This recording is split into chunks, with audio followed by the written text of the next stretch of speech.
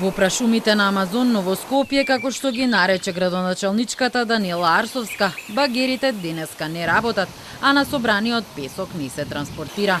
На оваа сепарација надзор сега врши 24 часа град Скопје, откако Арсовска обелодени дека се случува нелегална и бесправна експлоатација на коритото на реката Вардар во општина Аеродром од страна на фирмата Прогрес Компани. Активности на терен фирмата денеска имаше само како подизведувач на фирмата МТБ Инвест, која е ангажирана од страна на водостопанство да врши вадење на песок и чакал во Долно Лисиче. Но според Арсовска, фирмата всушност врши дополнителен ископ за своји намени, без за тоа да ја има обезбедено потребната документација. Од Министерството за животна средина за Телма вела дека во врска со пријавата за незаконско црпење песок од Вардар и поставена монтажна сепарација на 22 мај на терен излегол инспектор од Државниот инспекторат за животна средина и поведена е постапка.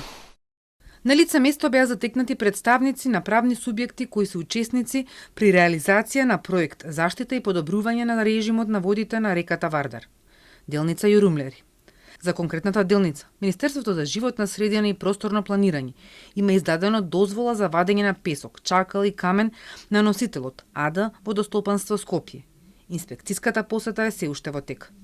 Од општина Аеродром пак вела дека нивниот инспектор за животна средина на 15 мај извршил надзор и е констатирано дека водостопанство поседува дозвола за вадење песок, чакал и камен со важност до септември годинава, како и решение за одобрување на елаборат за заштита на животна средина, подпишани во 2023 година од тогашната министерка за животна средина Каја Шукова. Напоменуваме дека за сепарација, односно инсталации за ископ, дробење и мелење на минерални суровини е надлежен град Скопје, согласно со уредбата за определување на активностите на инсталациите за кои е потребна беинтегрирана еколошка дозвола, како за издавање, така и за спроведување инспекцијски надзор.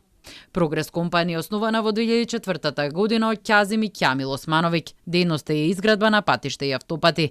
Друга фирма со слично име е Европрогрес, која се поврзува со Ќамил Османовиќ, до 2021 година ќе врши експлоатација на песок на реката Пчиња, но против фирмата ќе протестираат жителите на Горно, Долно и Средно Коњари и ќе обвинат за еколошка катастрофа. Откако во 2021 година Државниот инспекторат за животна средина ќе утврди нерегуларности, владата ќе го раскине договорот за концесија со Европрогрес.